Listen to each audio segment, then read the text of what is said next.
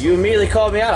I went for Becka too. I think a lot of people went for Becka and too. You talked a lot about your lifestyle change. Can you maybe expand on that and what gave you the confidence or the juice, whatever you want to call it?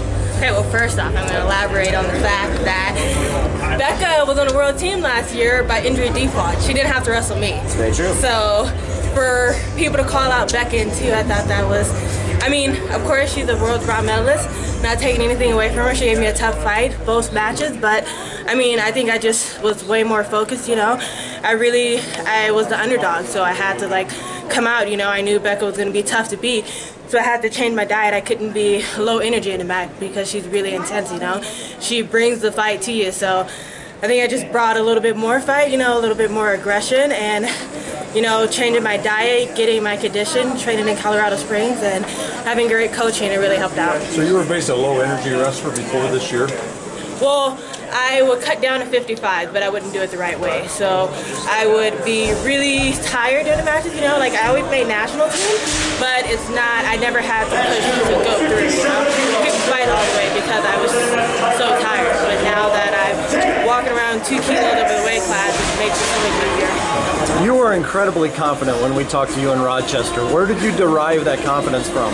Just being hungry, really. Like, ever since Becka made the world team by the injury default, you know, it was just, I was like, well, I'm not saying she didn't deserve it, but it wasn't best out of 3 matches, you know.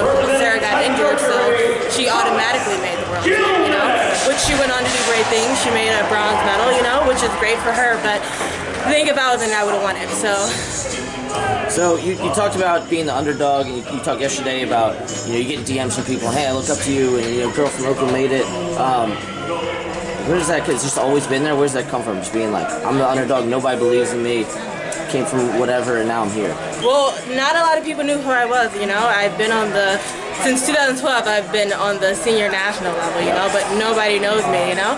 And I hear in a lot of the commentary from Flow Wrestling that Jacarra is really underrated, which I am, you know. Nobody looks for me because there's other great people in my weight class, like Helen used to be in my weight class, Sarah used to be, you know. So if I'm getting third constantly, it's kind of hard to, when you have Helen or somebody like that, you know, in your weight class, so nobody really looks for me. But I think I have a very different wrestling style, so now that people see it, I think people will start noticing. So it sounds like when Becka qualified, it changed your whole perspective and everything.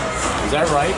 No, me not making weight change my perspective, but also that I expected Sarah to win that match, but when she won, it was like, wow, you know, like I had been training to beat Becka during that year, so this year I finally got my opportunity.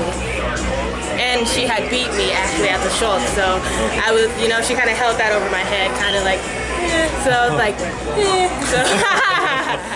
So a lot of times, you know, both men and women, sometimes their best performance at the World Championships is their first one because nobody knows who they are. Do you think it's going to be similar? I think all of my experiences will be major, you know, no matter. I've been competing internationally for 4 years now, and I've had some success on the senior level, so I think it's just going there, knowing what I need to do, being prepared, you know, a little bit more prepared than I was here, you know, just in the mindset to dominate, and I think that'd be great. Well, you also dealt with an injury a couple years ago, didn't you? Yes. How much did that change you at all? I actually wanted to quit wrestling because during Olympic year, I had moved to Olympic Training Center to train for the Olympics, and I ended up tearing my ACL and meniscus, just like blowing out my whole knee in a soccer game, so it wasn't even like wrestling.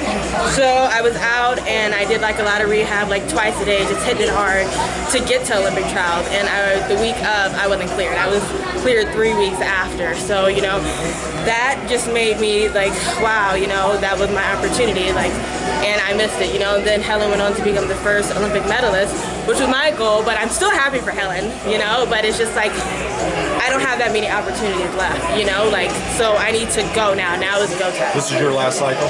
No.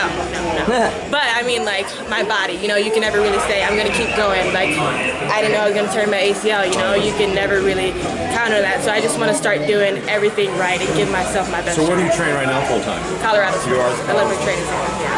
Jacarra, I asked Allie, you know, Ali got silver a lot, but the team's gotten silver a lot and third a lot. How are you going to position yourself as a leader of this team to help them get over the hump and get first this year? I'm just going to, like I said, do everything right. My teammates need something, help out. Ali was my workout partner for this, and I think we were a great matchup, you know. Just being a team and working together, being honest with each other, letting just little things like in the drill, like this doesn't feel right, you know. Like being honest and telling people what they don't want to hear but what they need to hear. I think that's a big key that I'll play, and I'm always very vocal in that, and I think that helps out people a lot.